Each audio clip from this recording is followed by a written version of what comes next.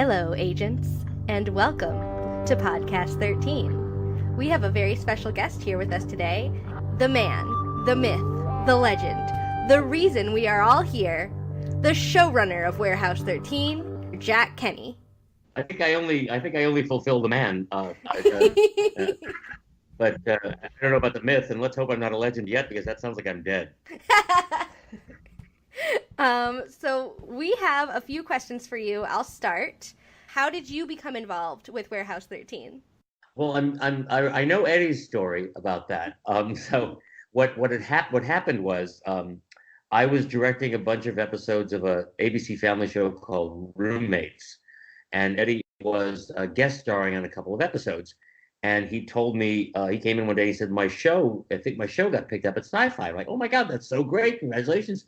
What is it? What's the show? And he told me that it was this show called Warehouse 13, and this guy and I said, who wrote it? He said, well, David Simpkins ran the pilot. I think he did a pass on the script, but he didn't originally write it.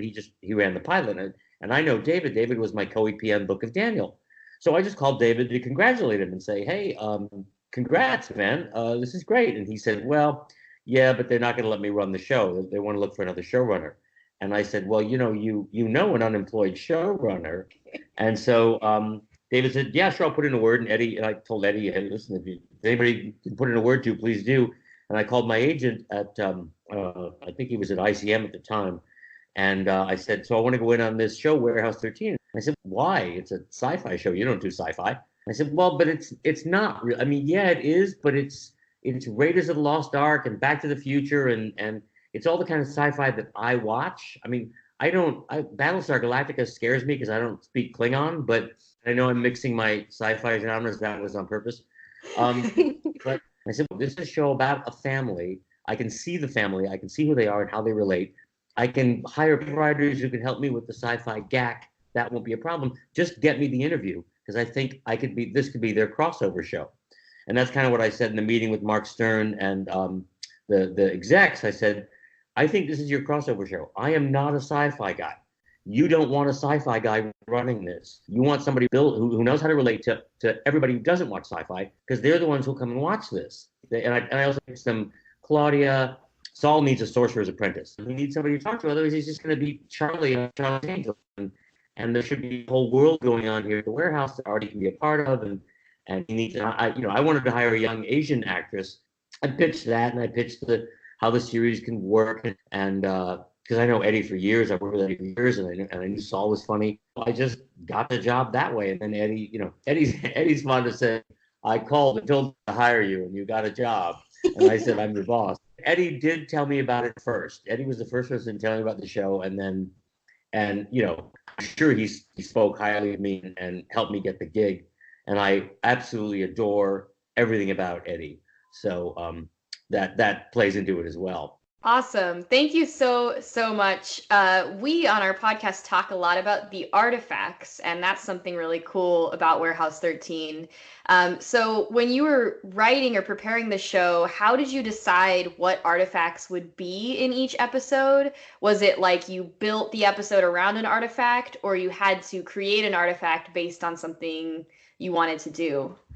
Well, mostly it was we would find out what emotional story we wanted to tell in an episode. Like, did we want to delve into Pete's past or something about Micah's family or somebody that Artie knew in the past? And then we would work the artifact around to that. What would be a cool artifact? And we never like to go one-on-one with an artifact. Like, we would never do Thomas Edison's light bulb because it just feels it's too on the nose.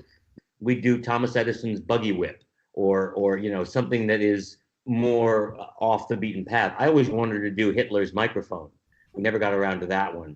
I thought that would be really cool for some radio shock jock or a pundit to get a hold of and start raising hell. But so sometimes it would be an artifact. Sometimes we would think somebody being an artifact, and we go, okay, how do we build a story? Like, I think Charles Atlas's briefs were that way. So it would go half and half, but it always had to be about the emotional story that we were following and the and how does it affect someone? What is it driving someone to do? that would be what was most important, because that's what the story's about. Yeah, for sure. And that comes across really well too when you're watching it. Hang on, I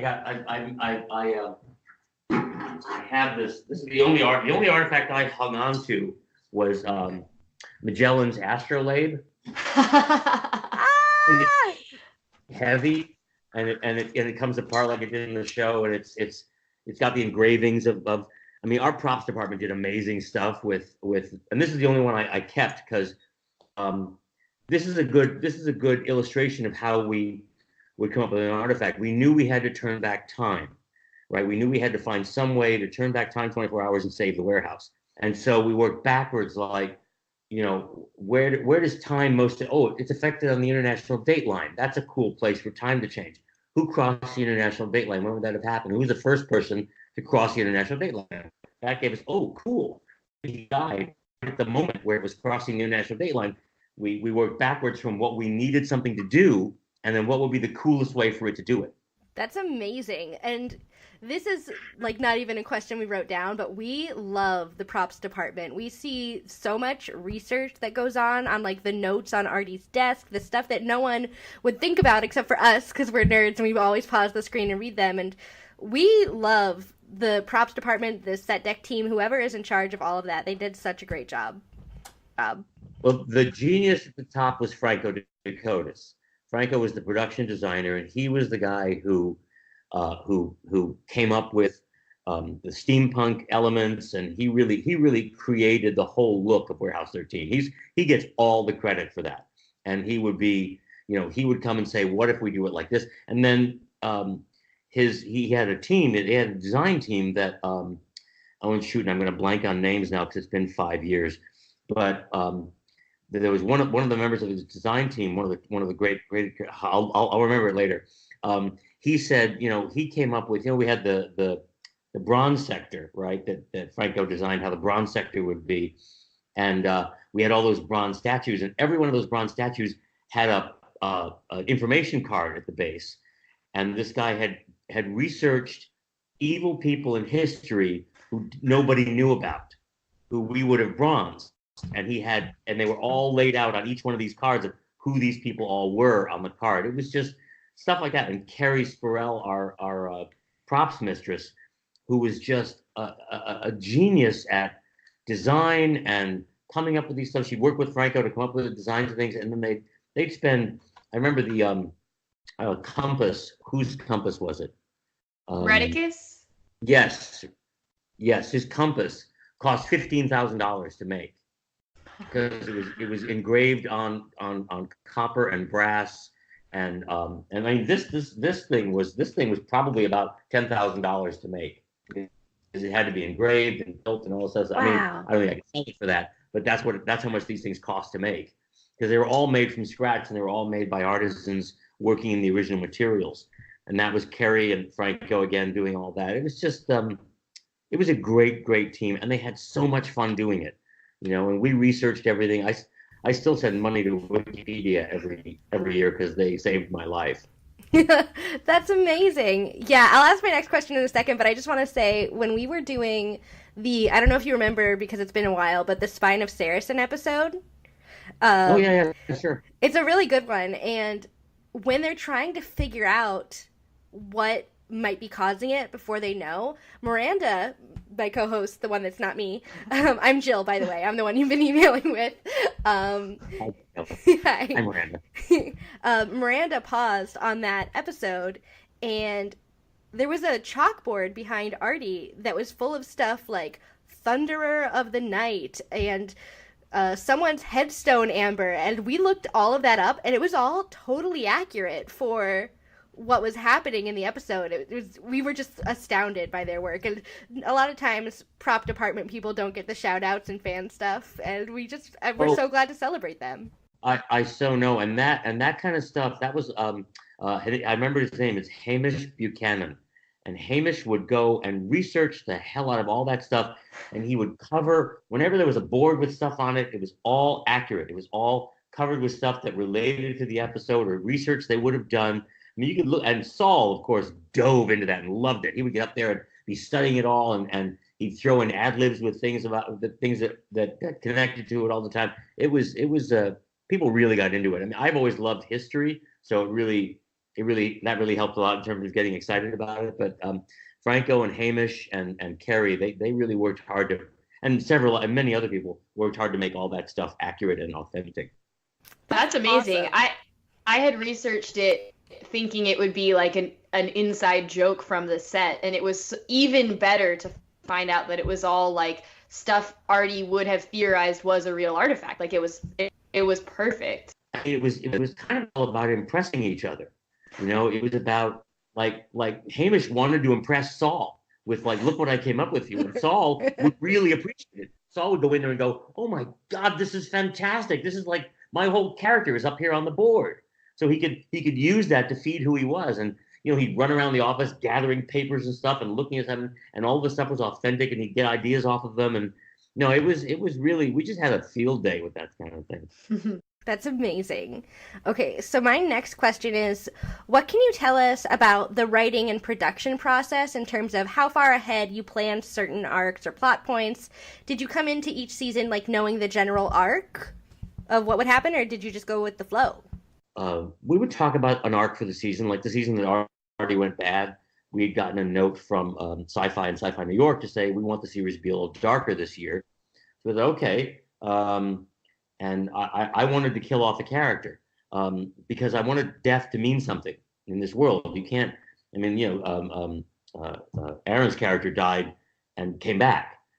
Steve was brought back to life. And we didn't want to make it so that death wasn't, the stakes weren't high enough if death didn't mean anything. So I wanted to lose a character, and I thought the coolest way to do it would be to have Artie kill someone, because how do you come back from that? And how dangerous is this world that they're living in? But we would plan out an arc for a season like that.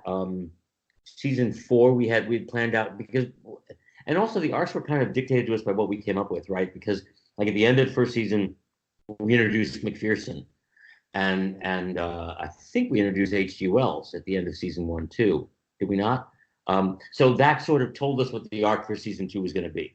We're going to follow McPherson and HG, and what's their plan, and what are they, we talk about what do they want to do and how do they want to do it, and is HG good or bad, and how do we want to play this, and we want to tease the relationship with her and Micah a little bit, even though I got into a lot of trouble with lesbians for not putting them together.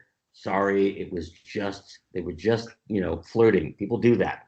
And then season 3 the same thing, and we would come up with the arcs and then let the characters kind of tell us where to take it.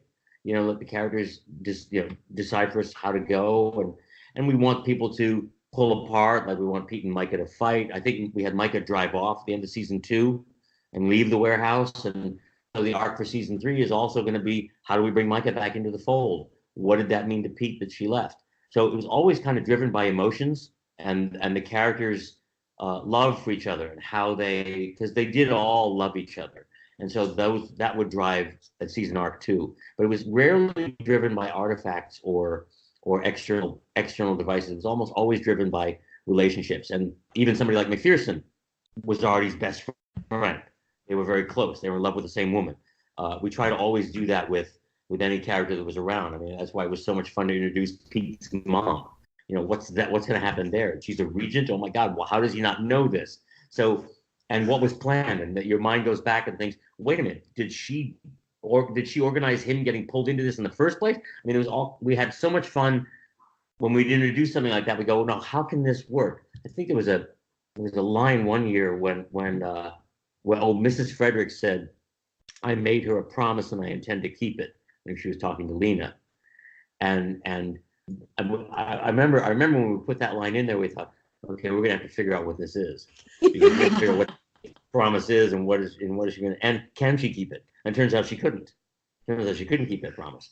I cried when I first saw that episode. Yeah, it was. You mean when Lena goes?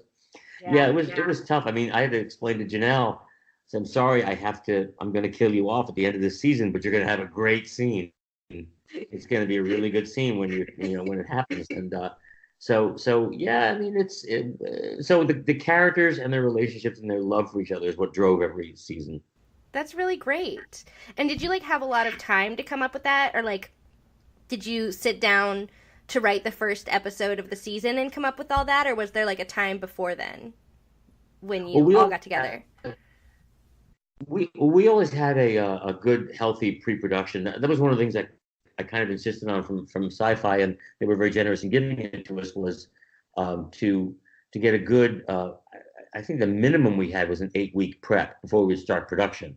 So 8 weeks of just the writers sitting around in the room, coming up with stories, coming up with how this is going to go, pitching it to the studio and the network, getting them on board, and so we'd have sometimes 10 weeks we'd have to get to get going. So when we started shooting each season, we would have at least 6 scripts written and approved, and a few more stories in the hopper, so that we would stay ahead of ourselves. Because also because of the way the series was designed, it was like shooting 2 movies every week.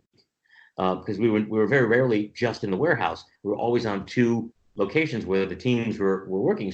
It wasn't like, you could be you weren't in New York City for every episode.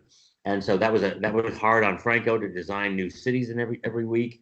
And it was hard on locations to make sure we had locations in Toronto where we could go and shoot. And we had to lock them down well in advance. I mean, it took us for the first Christmas episode to find a shopping mall that we could shoot at all night that looked like a good shopping mall.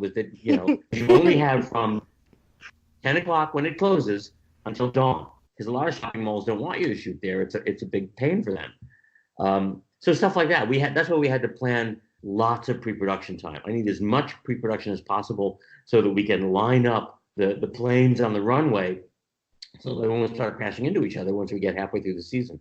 That's really cool. Not a lot of shows have that too. No. Like, I definitely know on some shows they start out so good, and then like the last 5 episodes of the season they're just white knuckling. Well, you end up white knuckling at some point anyway, because something gets thrown out, or you lose a location, or an actor can't show up for some reason, and there's all kinds of things you have to be prepared for. But I have seen and heard of shows where the director is prepping off an outline and doesn't have a script, and our goal was always to make sure that the director had the script at least a week or so before they started pre-production, so they could get their heads into it and really start thinking about how it shoots, and talk to us about things and suggest changes for stuff if they needed them, and so that we really stayed ahead of the game, so that by the time we got to, by the time we were on camera, it was smooth sailing. That's awesome. So my next question is a little lighter. You've mentioned some artifacts, you have some artifacts, but what is your favorite artifact? Is it one you've already mentioned, or do you have more? There's plenty. There's a lot. I mean, I love the football. We came up with that I don't remember when we used that. Was that in season 5, or was it end of season? Oh, it was after the warehouse had blown up, because that was the computer that had all the information in it. And because I remembered it from the pilot, and I thought, we haven't brought that back. I loved the idea that we brought back something 4 years before, or 3 years before, and they did such a cool job creating this opening football, the steampunk keyboard and everything inside it. And I thought that was probably my favorite cool, surprising artifact, that there was this orbiting satellite football computer that kept track of artifacts around the world. That I thought that was really fun and cool. And I actually had the football for a while. After it was over, they gave me the football. I gave it to Andy Gore at Quantum Mechanics, who he makes the Teslas and the Farnsworths that they sell. And he made us bunches of Farnsworths and Teslas to use on set for free, which saved us a lot of money, because those things broke. When you brought them, it was a pain. So he made us a bunch of those. Then, like a month or so later, I saw it on eBay for $35,000, and I called Andy and said, "Hey, look at this." And he said, "No, it's in my office." And I said, "Well, if you can get $35,000 for it, sell it. I'll split it with you." I think somebody made a football and tried to sell it. I hope they didn't. I hope some poor soul didn't buy it. The other thing that was fun to me was Claudia's Farnsworth. Farnsworth. I love that. I had that one too for a while. I just was running out of room for artifacts. I kept Magellan's Astrolabe, but a friend of mine, there's a woman who's a huge Warehouse 13 fan, and I met her when I was directing an episode for a festival here called, directing a play, a one-act play for something called Sci-Fest LA, which is a science fiction one-act play festival that happened in LA for a few seasons. And this woman was on the board, and I met her when I was directing, and her name is Gail Standish, and she's a huge Warehouse 13 nerd fan lover, right? She's also a federal district judge and a vet. So she was just nuts for Warehouse, and she got married to the props guy from Sci-Fest, and they had a steampunk Star Wars wedding where they had R2D2 and C3PO as bridesmaids and groomsmen. They had a Wookiee, they had everything. It was very Star Wars and lots of steampunk stuff. And I gave her Claudius Farnsworth as a wedding present. She was so into that and was very excited. So, I want to make sure people who it meant something to got the props. I love that. So our next question is about the big bads. So we have McPherson, you mentioned the Astrolabe, HG is, on the fence. When you think back over the show's big villains, which one do you think is the most frightening and why? My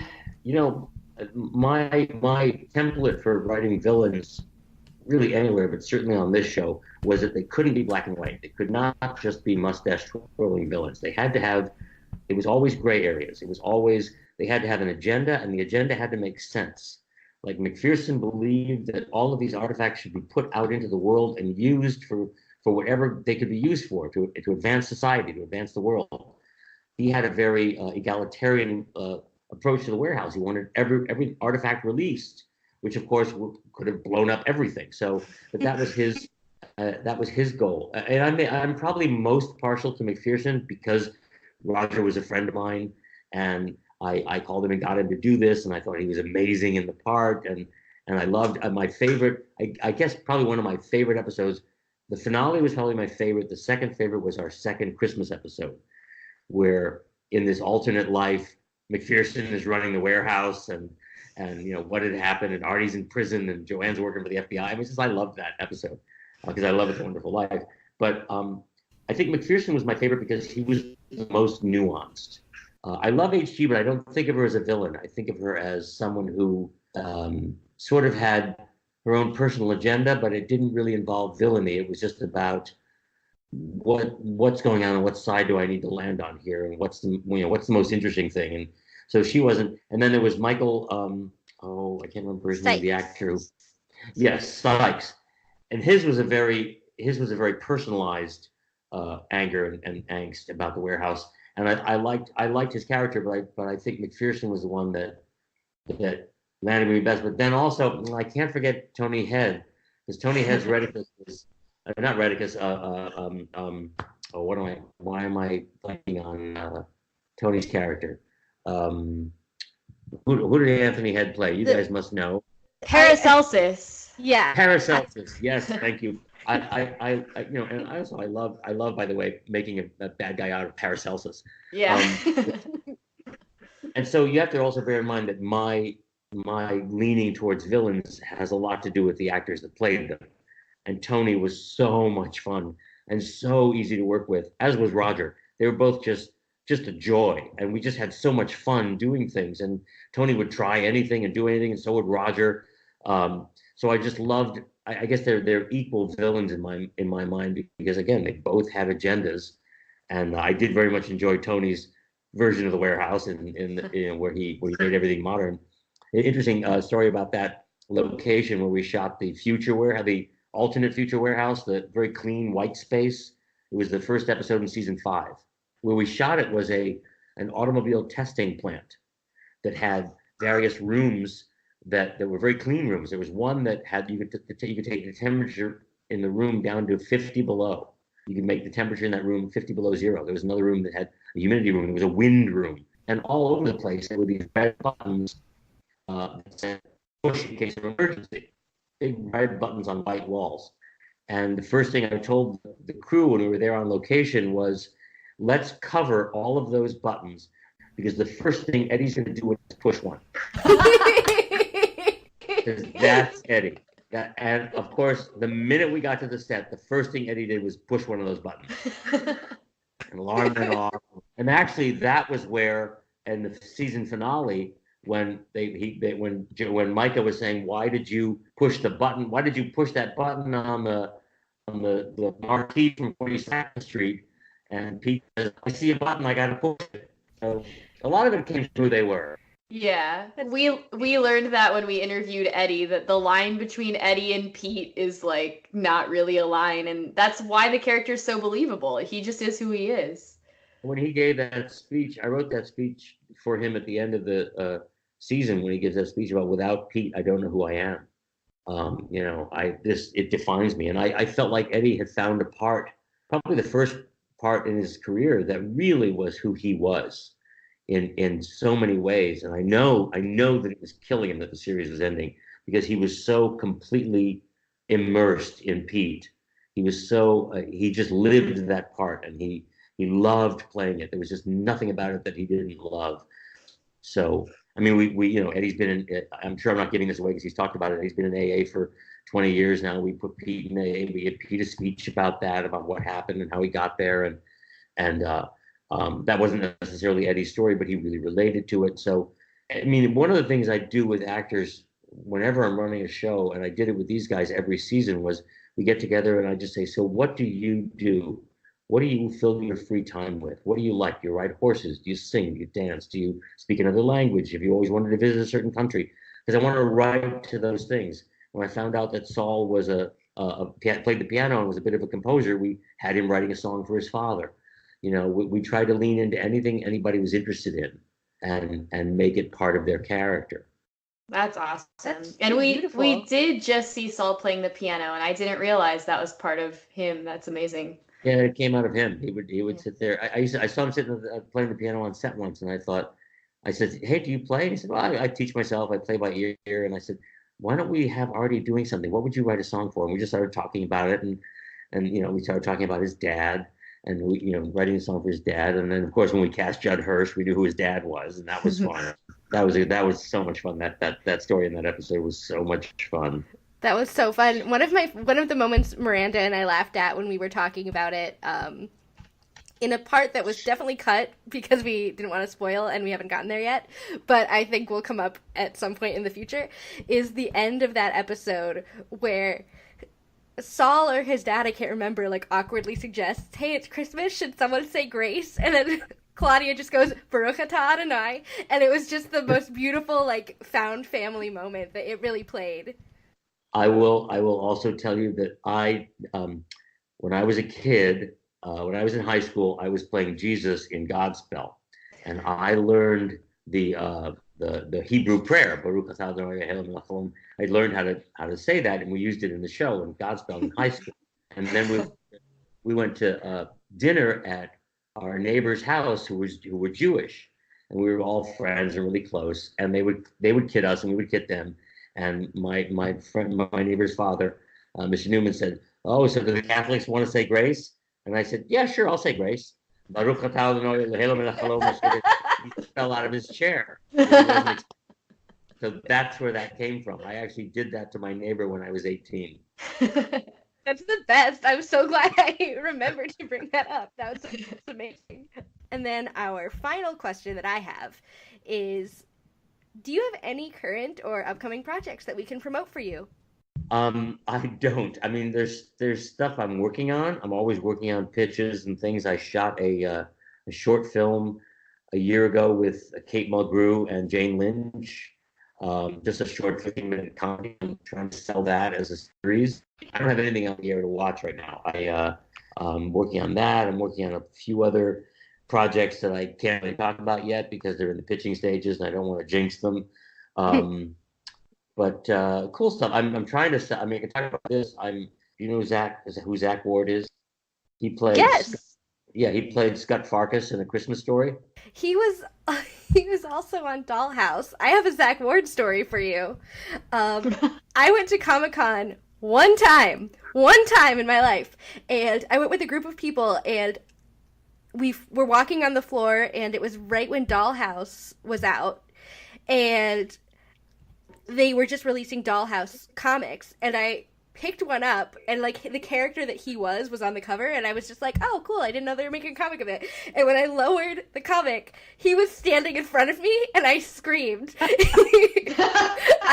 God, that is so bizarre. Yeah, it was so funny, and I was like, oh, I'm sorry, I was just looking at the cartoon version of you. And then he hugged me. So when you said Zach Ward, like that whole moment just came into my head.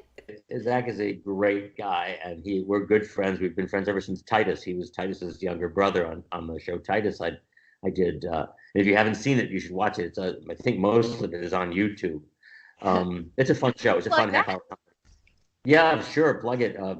The two series I co-created Titus, and I think I've seen a bunch of the episodes on YouTube. And I created a show called The Book of Daniel, which I think you guys would like. That's also on YouTube. It's Aidan Quinn and Ellen Burstyn, and it's a really great cast.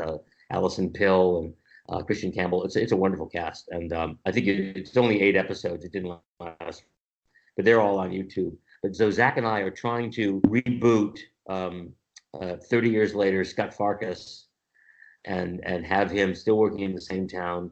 And we have a story built up that I don't want to spoil it yet, but we're doing the story but with him and Ralph, with him working for Ralphie. I don't know if we can get Ralphie or not, but we can certainly have him working for him. And we're trying to sell this a limited 10-episode series about Farkas.